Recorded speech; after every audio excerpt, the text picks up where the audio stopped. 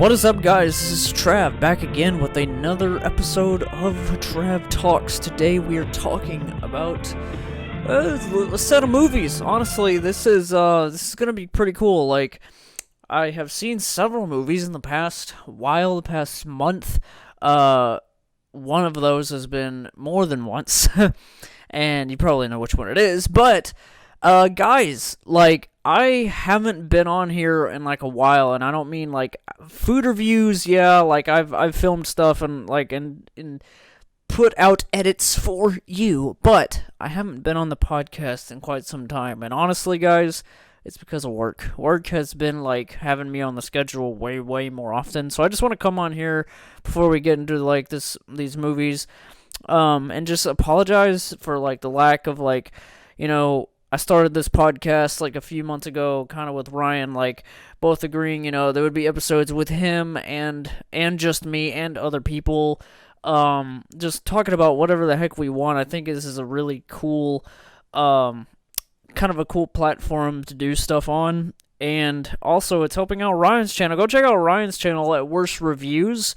I'll leave it in the description. He's been kind of like taking bits out of this podcast and molding it into like his videos, so like little chunks of recordings of like out of this show that you're listening to, he'll like kind of make videos out of for his own channel, because he kind of a good reason for him to put up content and stuff, because he's kind of been in this like in this hole of like, I don't know if it's like creatively drained, but it's more of just he just hasn't like got around to making content, and I think this show is going to be a nice way for him to do that, and me, because I texted Ian, and you guys know Ian from Peep This Out, like, that I'm so creatively starved. I'm so creatively starved, I just don't have the time. Like, one day, maybe I can get to a place where I don't have to have a job, and I could just, and just make YouTube videos all the time, and just keep that cycle going. But for right now, I just gotta deal with what I do, with what I got, and it's a slow process. It really is, and I just want to thank everyone on here also for just anything that you've done to make the channel grow. Whether you watched 5 seconds of a video, if you subscribed. I've had like so many subs lately, and I'm just shocked, because it's always right whenever my videos slow way down, like that I'm still putting up videos, but just not as like at a fast rate, so it's crazy whenever like every time I'm like just so busy with work that I put up maybe like once a week, or maybe even once every 2 weeks, like people like subscribe like crazy. But then whenever I'm making content all the time, it's like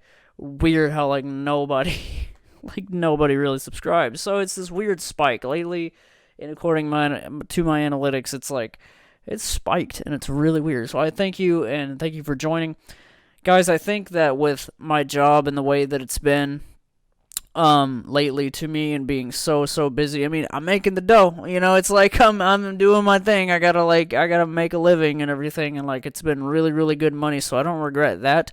But I do kind of have this thing in the back of my head, like, I just wish I had the time to like be creative and make content for you guys and for myself, because my content is always for myself first. Like, I feel like it's a place I can come on here and have a say in something, whether it's food, whether it's movies and stuff. Like, and speaking of movie reviews, I think that to save on time and editing and rendering videos, I think the movie reviews are gonna definitely start being just kind of all thrown on here. And I've got some ideas for like movie related content, like where it can be thrown on the podcast. Like, for instance, like the new Joker movie is coming out like in October.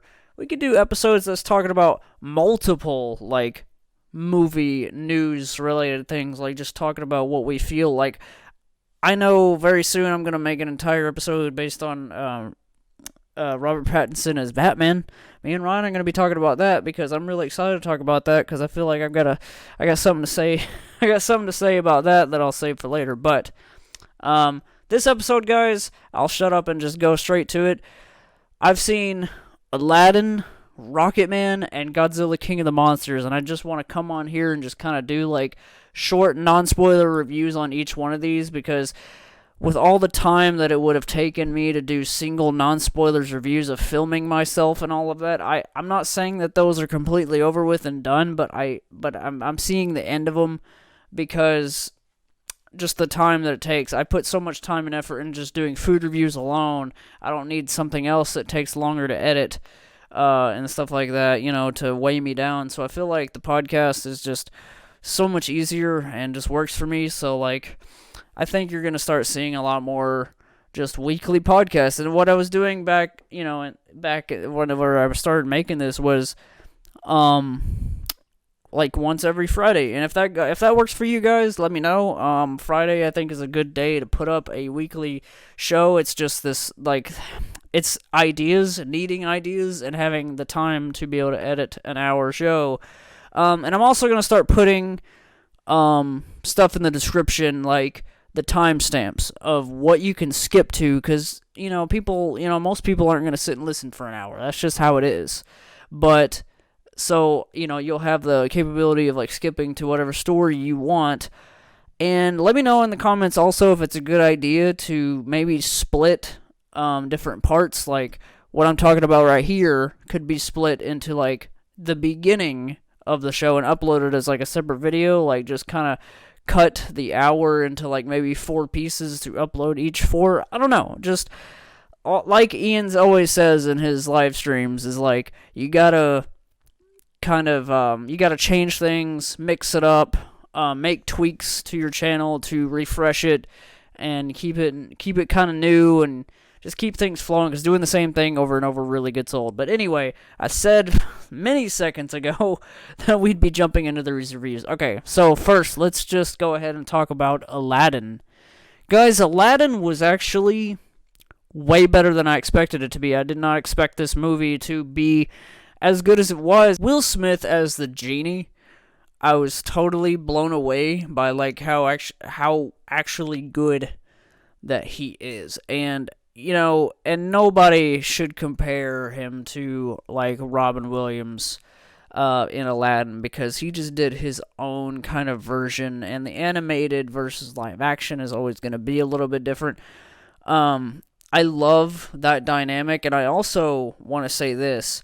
The guy that plays Aladdin, and his name escapes me, but him and the lady that plays Jasmine do a beautiful job. Let me just say this. Like, they do such a good job at being literally, like, look at Aladdin animated, look at his face, and then look at this live action Aladdin. Like, that is exactly what Aladdin would look like.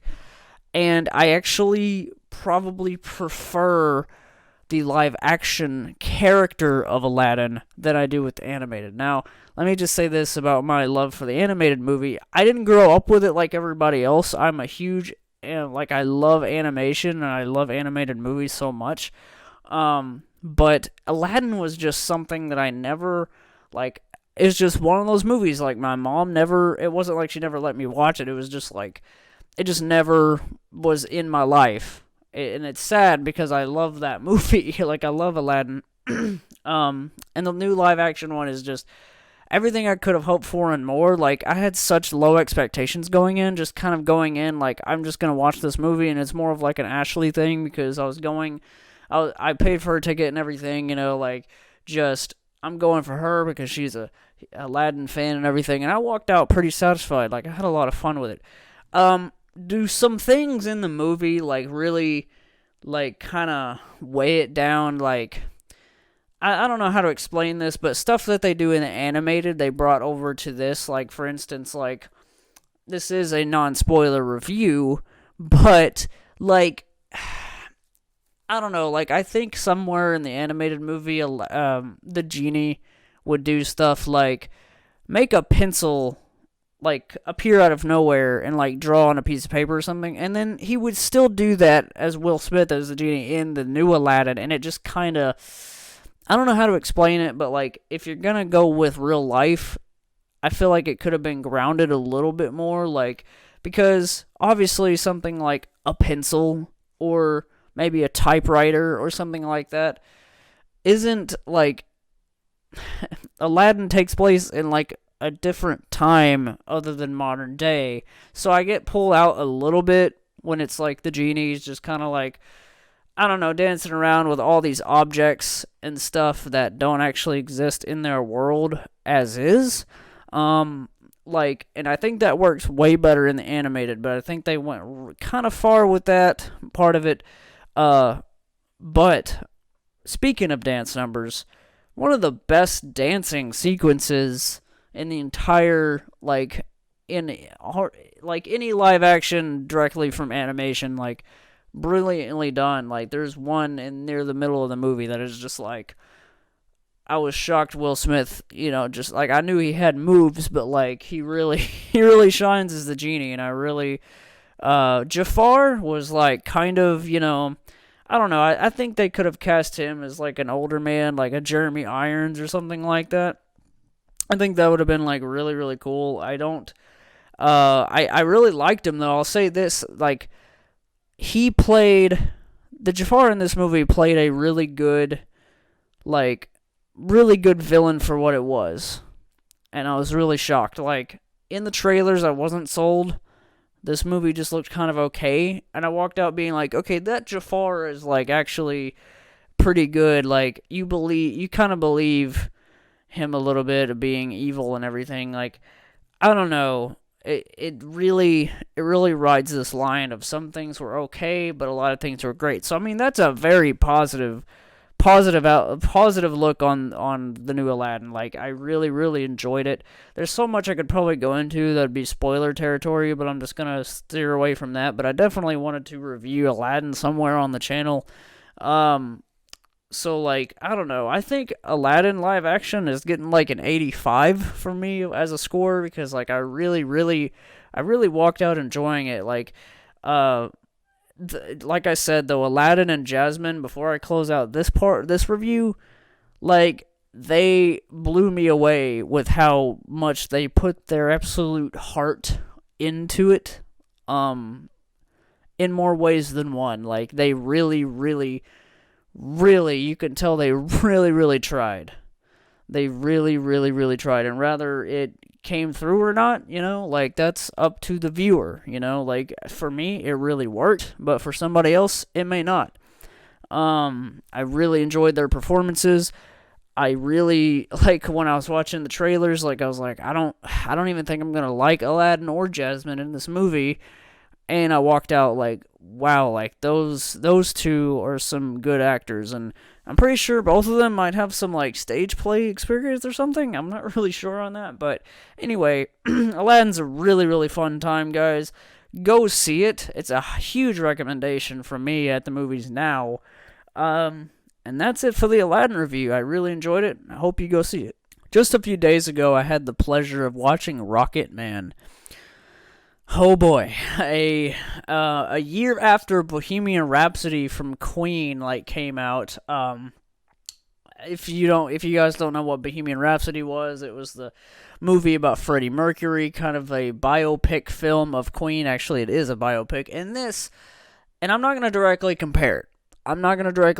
To this. I just want to say real quick that Bohemian Rhapsody is amazing, and I love it, and I've seen it multiple times, like at home with Ashley and everything. We both love that movie so much. But Rocketman was taking the similar aspects, like the story of a musician, but grounding it more, like, and giving it an R rating. Because for one, like a day before I saw Rocketman, I had no idea like that it was rated R until like a day before. Like I was just like, oh yeah, oh crap, this is where they're going with it. Like it shocked me how good it actually is. Sort of. I heard amazing things about Rocketman, but I didn't know that it was the type of movie that it was until I went into it. And maybe some of you out there that have seen Rocketman know what I'm talking about, but I had no expectations at all. No high, no low, no nothing. I just went in like just knowing this is the biopic about Elton John, and I really love Elton John's music. Let's see what this has got. And man, all right. So I'm not going to compare it to Bohemian Rhapsody, but just to compare this as a biopic versus others, like, it's definitely a very unique movie. Mind blown by this. Is it so freaking amazing of a movie? Like, just, like, so, like, not on that level, but is it, like, Oscar worthy for the lead actor that plays Elton John? Yes, it is. Like, he deserves an Oscar for this role because you love him and you hate him at the same time. Because what they did with this movie is take Elton John and just like Elton John approved this, by the way, for them to go into the nitty gritty of his life: drug addiction, alcohol abuse, sex addiction, all this stuff that he like did and like followed and enjoyed and just festering in his own fame and all of this. And it's literally one of those movies that I love a good movie that's like from childhood to adulthood. I love a movie that can tell a whole story, and they do it in such a beautiful way that I won't spoil it for you, but I'll say this. Imagine a 2-hour music video with little, like, real movie, like, dialogue breaks in between. So you got the whole movie as, like, a big musical number, kind of musical numbers going in and out, like, fading into each other, and the actors singing about their emotions of what just happened in the movie. Kind of like whenever you watch a real movie that isn't a musical, you kind of have to just feel what they're feeling without them saying it. This movie gives you exactly what the characters are feeling, but through song. Like two characters have a fight, and then each character might go into a different room and start singing their own parts, and it skips back and forth between these characters singing their parts. And by the way, all of the characters are really singing. Bryce Dallas Howard sings in this movie. The kid that plays Elton John, his name escapes me. Of course, whenever I'm doing a review, I always forget everyone's name. But Elton John guy, he is just like, it's so freaking good. And like, it was one of those movies that like, does it kind of drag on in some parts? Yes. Are you kind of over it by the time it's over and it's one of those movies where you don't listen to music after the movie? Yes, because there's a lot of music in this movie. It just hits you hard with Elton John's life, and rated R. It went into some places I didn't expect it to go, and I found out more about Elton John than maybe I needed to. Like, it was one of those movies where it really goes into the nitty-gritty, and I think we needed that. It was a very unique movie that I didn't expect, and it's one that I'll definitely buy on Blu-ray, like, as soon as it comes out, just because of how unique it is. And whenever, I don't know if Ryan's gonna see it in theaters or not, but, like, if he does or not, I didn't watch the movie with Ryan, so, like, whenever, like, me and him are gonna probably have, like, a Rocketman, like, we're gonna watch that movie at my house, because, like, I think he's really gonna like it. It's definitely, like I said, I'm not gonna compare it to Bohemian Rhapsody, but I'll say this about it, comparing the two, like, side by side, it's very different than Bohemian Rhapsody. Bohemian Rhapsody pulled back on a lot of Freddie Mercury's life. This goes all in. This goes all in, and I couldn't be happier with it, is what's weird, because I'm usually not for movies like this that just go into, like, the heavy stuff. I don't think we needed it for Freddie Mercury, and maybe we didn't really need it for Elton John, but we needed, I feel like, this type of movie that was willing to have the balls to, like, dive deep and just not hold back and, like, be so weird. Like, while it's being rated R, it's so, like, unique of a way to tell a story, the whole movie just being musical numbers. And let me just say this. The Saturday Night's Alright part is probably my favorite musical number of the entire thing. And I'm not going to spoil where it is, beginning or end. Who knows? I'm not telling you. But I'll say that just the way it's choreographed, the dance numbers, like everything, and let me say this, I'm also a person that does not like musicals. Like, I usually don't like musicals. Ryan showed me Music Man, and that's probably the best musical I've ever seen in my life. But this one might be pretty even with that, if not better. Like, can it be counted as a musical? I guess yes, because just like Music Man, it's a musical that's a very old school musical. Someone like Jason Callan or somebody has seen that because it's a very old movie. Yeah, where it just takes like breaks in between, like after songs, to have a real story with real dialogue, like actual scenes. Like, you guys know what I'm talking about. Like, the script is just amazing. And I really enjoyed Rocketman, and I really am a fan of Elton John, and I'm definitely gonna, I'm not like a big fan, but I'm definitely, just like with Bohemian Rhapsody, I really started listening to Queen a lot more afterwards. And with this, it's like I'm gonna be listening to a lot of Elton John. I'm actually planning to do a full listen through. I haven't started yet, but I'm gonna go on Spotify and just listen to every album that Elton John's ever put out. I'm gonna tell you right now, Saturday Night's All Right. That's an amazing song that I grew up with, and I didn't even know and remember that it was by Elton John until I watched the movie. And it's just like with John Campia, he does like a movie news like show and everything, and even he said the same thing. He didn't even know some of the songs that were in the movie were by Elton John. But yes, very fun time with Rocketman. I would give Rocketman, out of a scale of 1 to 100, that movie's a solid 96.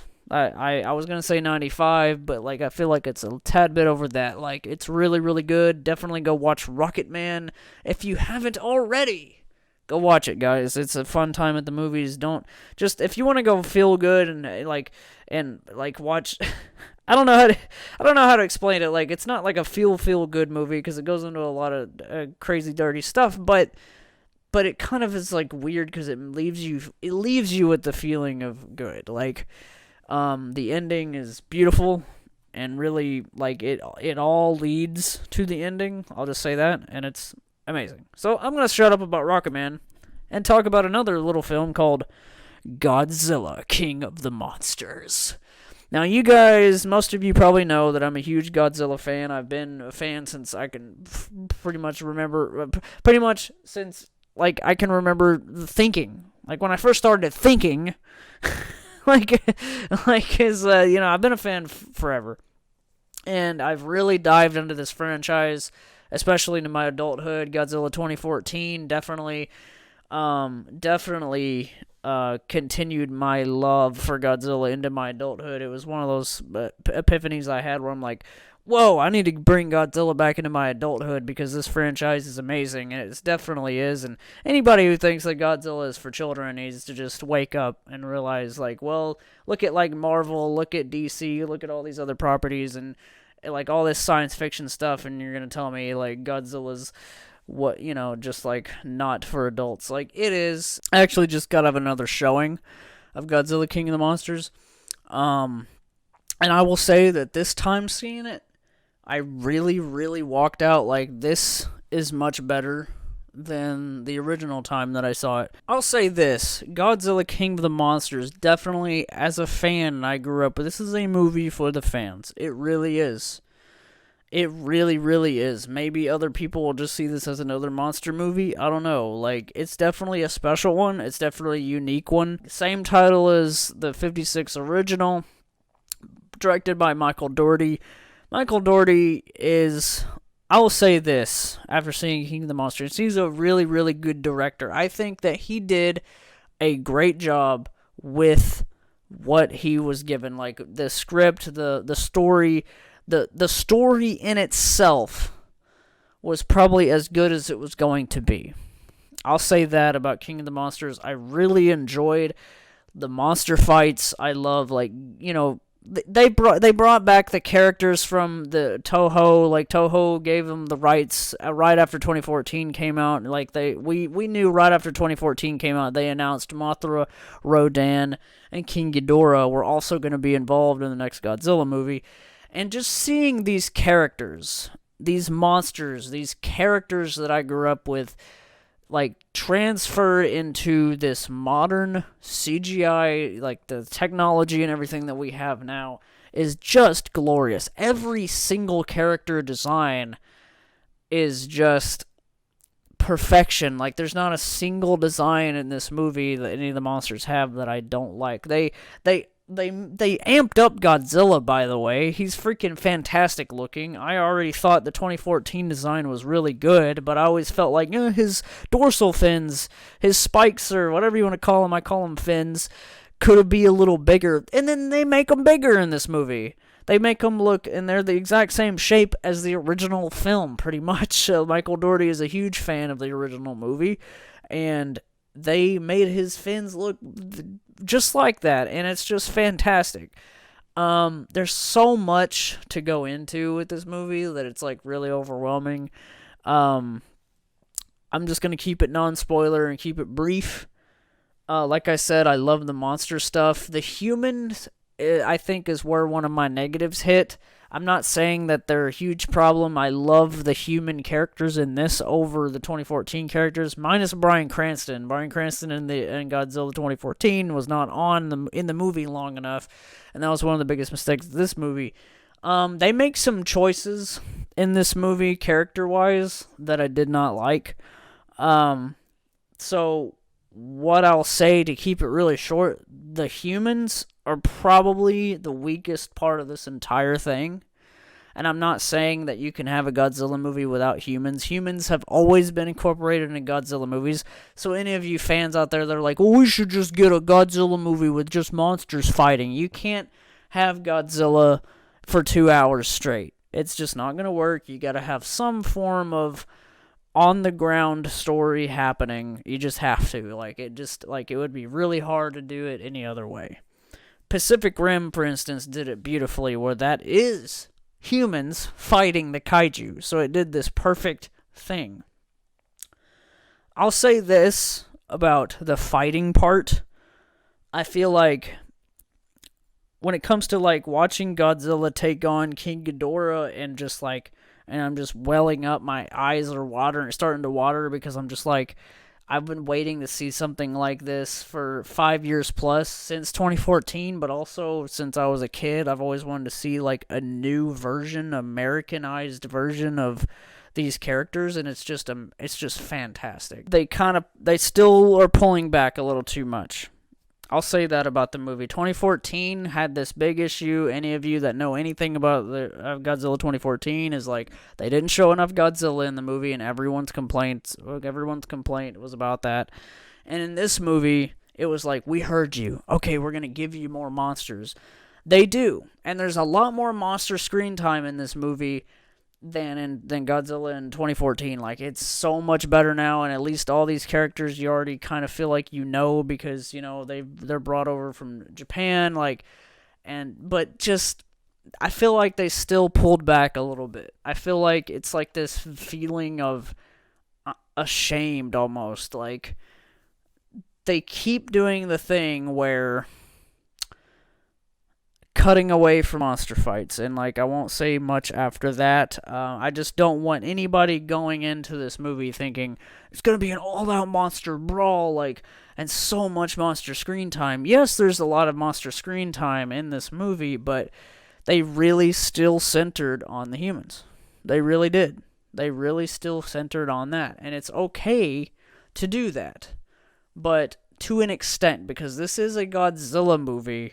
And most of the good Godzilla movies have monster screen time, rather if Godzilla's the only one in the movie or if he's fighting another monster. I care way more about these monsters in this movie than I do a lot of the human characters. And I think some of the problems with this movie is too many human characters. There's just too many characters to keep up with this in the movie, where it's they're trying to focus on the people, but there's too many people, so you don't get a lot of individual build-up, if you know what I mean. Whenever they go back and forth between the different people, it's there's just not enough time spent. Millie Bobby Brown is an amazing actress. She's from Stranger Things. She does an amazing job in this movie. I'm still kind of questioning what her true role of this movie really was. her dad. I'll put him on screen. You guys know who this guy is. I'm drawing a blank on who he is, but he does a really good job in this movie. He's definitely a main character. And Ken Watanabe as Dr. Sarazawa plays an amazing role in this movie, and everyone that has watched this movie has sat and said, like, he's the best human character, and is still the best human character since Godzilla 2014. He just is, and he plays a very key role that I won't spoil, but it is fantastic and beautifully done. His character growth and everything is just fantastic. Would I like to see more from him and more development? Yes, and I think if you would have shrunk down some of the characters in this, maybe it would have been better. Is the movie really good for what it is? Yes, a great time at the movies, and I feel like I can say that I almost love this movie. Like, I almost love it. But it's just got some problems that I wish weren't there, but I just kind of, like, you just kind of got to deal with it because the movie is what the movie is. But I still really, really enjoy it each time that I've seen it. The monster fights is just, like I said, something I never dreamed I would be witnessing. My 7-year-old self, if you would have told me this was going to happen, man. And all the monsters have their own individual theme songs. Like, the score is amazing. Bear McCreary did this, by the way. He's the composer for The Walking Dead. So if you know what The Walking Dead theme sounds like, that's the same guy that did this movie. And orchestrated remasters of Akira Fukube's original music. Akira Fukube was the original composer for the Godzilla movies in Japan, and he basically remastered some of the scores. Like, Godzilla's theme is pretty much exactly how it was in Japan, except he adds some flavor to it that is just so cinematic. I think the first time I watched it, I was a little underwhelmed because my expectations, I guess, were just too high. I really tried going in wiping my expectations, but being such a Godzilla fan, I just couldn't help but to get excited about certain things that I might see, like the Godzilla fighting King Ghidorah, and like all of this stuff that I kind of imagined a certain way, and it just didn't turn out that way. Not to say that the fights and the kaiju action is not amazing, because it really is. Like, you have to kind of already love these characters, I think, to really get the feeling that someone like me or other Godzilla fans get, where just Godzilla coming on screen and you see he's about to fight King Ghidorah and they're facing off, like, before they start actually fighting, just that in itself kind of gets you, like, teary-eyed or something like that. Then you're a fan. You know what I mean? Mothra and her song that she has in the movie, like, just her song is literally pulled straight from the old movies, and it's just, like, immediately feels, chills, like, all of the above, guys. And I can't wait to buy these figures, by the way. These figures look fantastic. I'm going to buy some figures. I really had a great time with Godzilla King of the Monsters. I'm probably going to go back again pretty soon. I'm going to help out this box office because I really want this movie to do well, because guess what we got next? And not even a year away, Godzilla vs. Kong. And let me say this. What they do in this movie builds up to that movie really beautifully. I was kind of been worried about, like, oh, is Godzilla vs. Kong going to kind of just feel like shoehorned in, kind of like Batman v Superman was for the DC universe? No. It folds in perfectly, and if you've seen the movie, I think you know what I'm talking about. Let me know, guys, what you thought about Godzilla King of the Monsters if you have seen it. It made my little kid fan self happy, and my Godzilla adult fan self happy. I really, really, really, really like this movie, guys, and I will definitely be buying it on Blu-ray and watching it at home. So, yeah, that's that. Also, guys, let's just do a rundown real quick on what's coming out in movies. I feel like that would be a cool segment to do in these, just kind of like a brief discussion on what's to come. Coming in June 14th, we have Men in Black International. Guys, I actually rewatched cuz I bought the Men in Black trilogy on Blu-ray, kind of just preparing for like cuz Ashley had never seen any Men in Black movies, and it's not like the favorite my favorite franchise. It's like nothing really up there. It's probably like in the low top 30 franchises, I guess. But Men in Black 1 is such a joy to watch again. If you haven't watched the Men in Black movies in a while, I definitely recommend checking it out. Yeah, Men in Black International, I'm only hyped about because it's Thor and Valkyrie. It's literally Chris Hemsworth and the chick that plays Valkyrie in the MCU. Like they have amazing chemistry. And I think like cuz the Men in Black movies is like it's all about the chemistry between the two partners. So I feel like it's actually going to be good. I'll probably watch some reviews on it maybe before going to watch it or screw it, just opening night. I don't know. We'll see. Um just to hit some numbers. Toy Story 4 is June 21st, and I'm just like I'm so pumped about that, but on a very low level, like where it's like I've got like hardly any like I don't sit and think about Toy Story 4 enough to be like, "Oh, I'm so hyped." So, I think it's going to be that perfect movie that comes in and I'm just like and I'm probably going to love it just because I have no expectations at all, if you know what I mean. Like it's going to be just so um I think it's gonna be a true treat because Toy Story 3 like destroyed the Rotten Tomatoes score. I think it was like 100, and maybe like the only movie that ever got that. I'm not really sure, but I remember when Toy Story 3 came out, it was a big thing. Child's Play is June 21st for you horror fans. I'm not really a Child's Play fan, but you know, Spider-Man: Far From Home. I if anything, Avengers Endgame got me even more hyped. It's about Spider-Man: Far From Home, like stuff that takes place in Endgame. And if you haven't seen Endgame, I mean, I'll still stay away from spoilers, even though you should have already watched the movie by now if you were going to. But Spider-Man: Far From Home, definitely excited about that. I'm a huge Spider-Man fan, so like I'm really hyped. The Lion King, yeah, like you know what? There's a lot of people out there that are really hating on The Lion King with like, oh, the trailers are just the exact carbon copy of the trailers. Like, duh, dude. Like, duh. Like, The Jungle Book is by the same guy, Jon Favreau, and pretty much most of the Jungle Book reviews were positive, and I really enjoyed The Jungle Book. It was before I was really doing like movie reviews and stuff, or I probably would have reviewed it. But The Jungle Book by Jon Favreau was pretty fantastic, and it did not follow the animated movie to the T anyway. It had a lot of repeat scenes, yes, but you also got to think about these live action movies that are used to that are Disney movies. They're more of like remasters. Like look at your favorite old game and then look at like the remaster that came out. Most likely if you have a favorite game right now that's like a super old school game, it's probably got a remaster.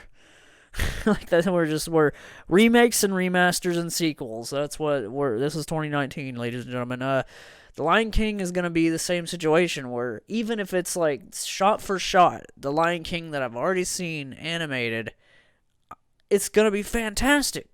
Cause like it's live action. There's something you can do differently than you can with animation. So I don't know. All right. Hobbs and Shaw coming out for you Fast and Furious fan. Like I'm also a Fast and Furious fan. I almost said that really weird. Like, oh, for you Fast and Furious fans. Fast and Furious. I'm like Hobbs and Shaw. Yeah, it looks kind of dumb fun. Like the Rock holding onto a helicopter, like the rope holding on the rope in the trailer, and then being able to pull the helicopter. I don't know. Like it looks like dumb kind of action fun. That sometimes we need. I like a good, silly kind of out there action movie. So Hobbs and Shaw, The Rock, and Jason Statham. Can't wait. Ooh, we got Rambo coming out. Last Blood. Kind of ties back to, I think, the first one being called First Blood. I may be completely wrong on that. You can let me know.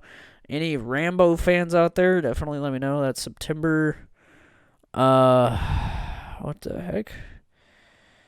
Doom Annihilation? I don't even think I've heard about this. Doom? Doom is coming out with because I know they have the sequel, the game, and I love the original Doom, the recent Doom game. I love that one, but Annihilation, the movie. Oh, and then after that, Joker. I'm super hyped about Joker. I think that Joaquin Phoenix is going to nail. He's going to kill. I think he's gonna be an amazing Joker.